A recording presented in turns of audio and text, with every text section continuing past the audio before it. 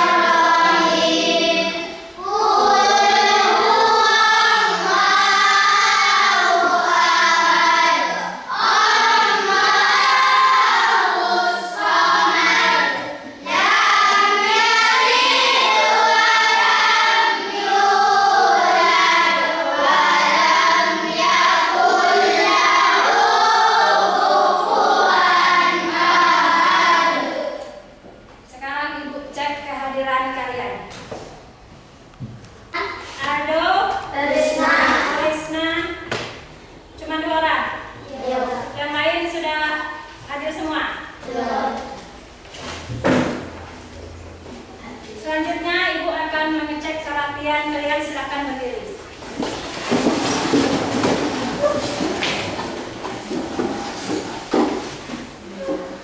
Jelas jilbabnya besok diganti ya, jilbabnya jadi jilbab putih. Yang lain sudah rapi, silakan duduk kembali. Kita bersama-sama menyanyikan lagu Indonesia Raya. Yuk mulai 1, 2, 3.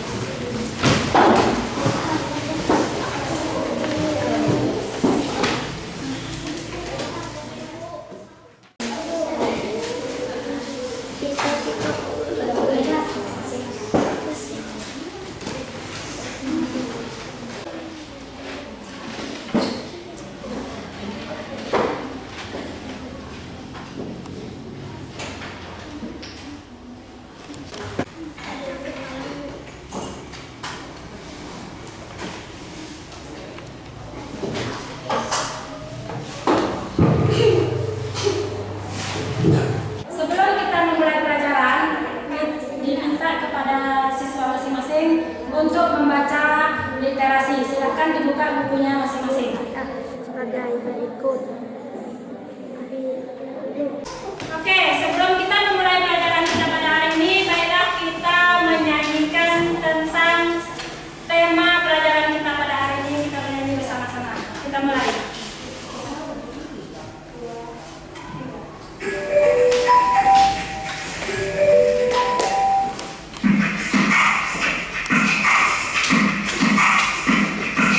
Kita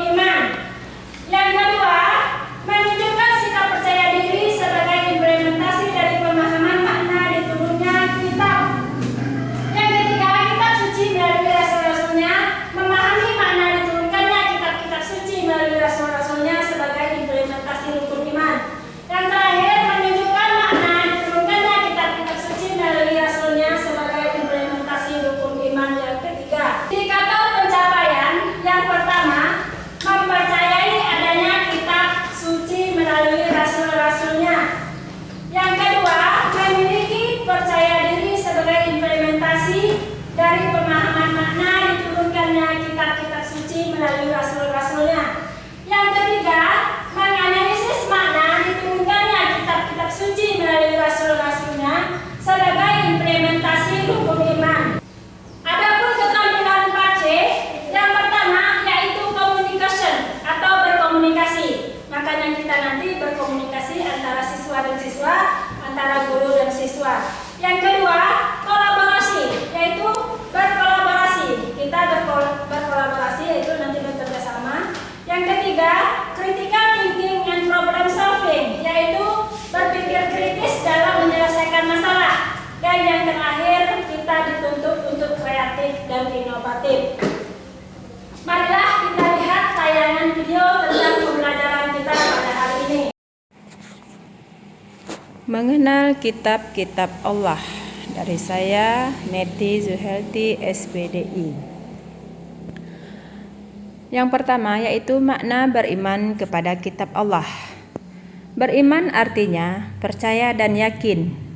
Kitab Allah berarti kumpulan firman Allah yang diturunkan kepada para nabi dan rasul melalui malaikat Jibril untuk disampaikan kepada umat manusia. Berarti beriman kepada kitab Allah yaitu mempercayai dan meyakini bahwa Allah Subhanahu wa taala menurunkan kitab pada rasulnya.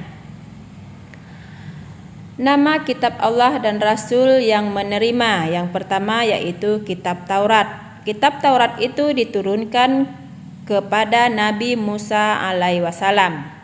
Yang kedua yaitu kitab Zabur. Kitab Zabur diturunkan kepada Nabi Daud alaihi wasallam. Yang ketiga yaitu kitab Injil. Kitab Injil ini diturunkan kepada Nabi Isa alaihi wasallam. Yang terakhir yaitu yang keempat, kitab suci Al-Qur'an yang diturunkan kepada Nabi Muhammad sallallahu alaihi wasallam. Adapun kandungan dari kitab Taurat, yang pertama yaitu bersaksi bahwa tiada Tuhan selain Allah. Yang kedua yaitu selain Allah tidak boleh disembah, termasuk berhala-berhala atau patung-patung. Yang ketiga, tidak boleh menyebut Allah dengan sia-sia. Yang keempat, hari Sabtu adalah hari besar umat Yahudi dan disebut dengan hari Sabat. Yang kelima, harus menghormati kedua orang tua. Yang keenam, dilarang membunuh sesama manusia. Yang ketujuh, dilarang untuk berbuat zina. Yang kedelapan, dilarang mencuri. Yang kesembilan, tidak dibenarkan menjadi saksi bisu, saksi palsu. Dan yang kesepuluh, dilarang mengambil istri orang lain. Adapun kandungan kitab Zabur, yaitu kitab Zabur melengkapi kitab Taurat yang telah diturunkan kepada Nabi Musa alaihi wasallam. Isi kitab Zabur adalah puji-pujian, doa-doa, zikir, nasihat, dan hikmah. Selanjutnya yaitu kitab Injil. Kandungan dari kitab Injil merupakan menyempurnakan kitab Taurat. Kitab Injil juga berfungsi untuk meneruskan kembali praktik-praktik ibadah yang telah diselewengkan oleh Bani Israel. Misalnya, hari Sabat yang biasanya dipergunakan untuk beribadah telah mereka selewengkan menjadi hari untuk berpesta pora dan hari memuaskan hawa nafsu. Yang kedua yaitu Nabi Isa alaihi wasallam diutus Allah untuk meluruskan ajaran Nabi Musa alaihi wasallam yang telah diselewengkan. Selanjutnya yaitu kandungan kitab suci Al-Qur'an. Yang Al-Qur'an sekarang yang sudah kita pakai yaitu berarti firman yang diwahyukan kepada Nabi Muhammad SAW dengan perantara malaikat Jibril sebagai pedoman hidup manusia. Al-Quran diturunkan kepada Nabi Muhammad secara berangsur-angsur selama 22 tahun, 22 hari, dan 22 bulan. Kitab suci Al-Quran berisi tentang akidah, akhlak, ibadah, muamalat, janji Allah, sejarah, dan ilmu pengetahuan. Sekian video pembelajaran dari saya, akhiri. Wassalamualaikum warahmatullahi wabarakatuh. Sekian dan terima kasih. Sampai jumpa. Kepada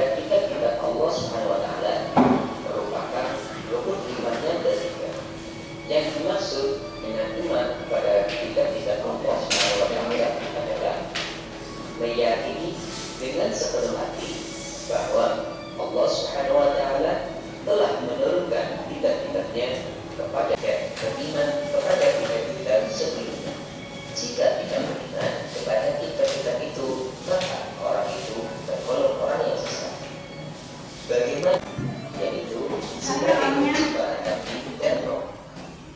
Melihat tayangan video tentang beriman kepada malaikat, beriman kepada kitab Allah, siapa yang mau bertanya? Saya, Bu.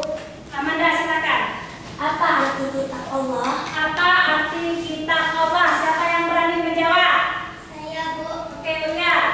Kitab Allah berarti kumpulan firman Allah yang diturunkan kepada nabi atau rasulnya. Kitab Allah adalah kitab Allah yang diturunkan kepada nabi atau rasulnya. Siapa yang berani lagi menjawab? Siapa yang mau bertanya lagi? Saya, Bu. Oke, Dini, silakan. Berapa jumlah kitab Allah dan dengan siapa saja kitab Allah diturunkan? Berapa jumlah kitab Allah dan dengan siapa saja kitab Allah diturunkan? Ayo, siapa yang berani menjawab? Saya, Bu. Oke, silakan Tasya. Kitab Taurat diturunkan kepada Nabi Musa. Kitab Zabur diturunkan kepada Nabi Daud. Kitab Injil diturunkan kepada Nabi Isa. Kitab suci Al-Quran diturunkan kepada Nabi Muhammad. Oke, itulah tadi. Berarti kitab Al-Quran itu ada berapa? 4. Dan 4 yang pertama? Oke, kitab Taurat diturunkan kepada Nabi siapa? Musa. Yang kedua, kitab Zabur. diturunkan kepada Nabi Daud. Yang ketiga, kitab Injil. diturunkan kepada Nabi Isa. Yang keempat, kitab diturunkan kepada Nabi Muhammad. Ibu minta kalian untuk mengerjakan lembar kerja peserta didik berkelompok. Ini sudah Ibu buat. Ini nanti kelompoknya, ini kelompok A, kelompok B, kelompok C, dan kelompok D.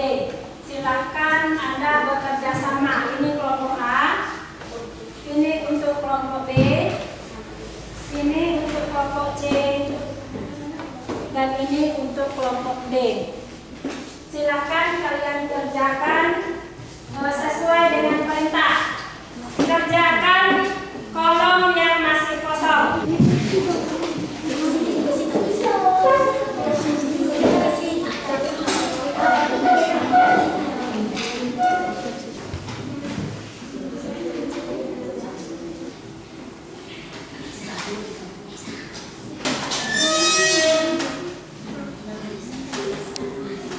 Saya mengerjakan tugas berkelompoknya.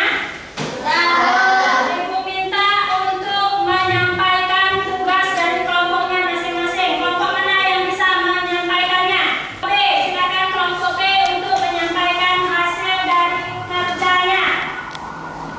Yang pertama, kitab Taurat diturunkan kepada Nabi Musa. Yang kedua, kitab Zabur diturunkan kepada Nabi Daud. Yang ketiga, kitab Injil diturunkan kepada Nabi Isa. Yang terakhir, kitab suci Al-Quran diturunkan kepada Nabi Muhammad. Oke, kita beri aplaus kepada kelompok B. Dari hasil kerja kelompok. Halo. Hai. Halo. Oke. Baiklah, dari hasil kerja kelompok kita tadi, Ibu minta masih ada yang mau ditanyakan? Saya Oke, silakan Ayu. berapa jumlah kitab Allah dan dengan siapa saja kitab Allah diturunkan? Siapa yang mau berani menjawab pertanyaan? Saya, Bu. Oke, Farhan, silakan. Kitab Allah. 1. Kitab Taurat diturunkan kepada Nabi Musa. 2. Kitab Zabur diturunkan kepada Nabi Daud. 3. Kitab Injil diturunkan kepada Nabi Isa. 4. Kitab suci Al-Quran diturunkan kepada Nabi Muhammad. Oke, itulah tadi. Selanjutnya ada yang mau ditanyakan lagi? Sudah jelas semuanya? Sudah jelas? Sudah. Mencoba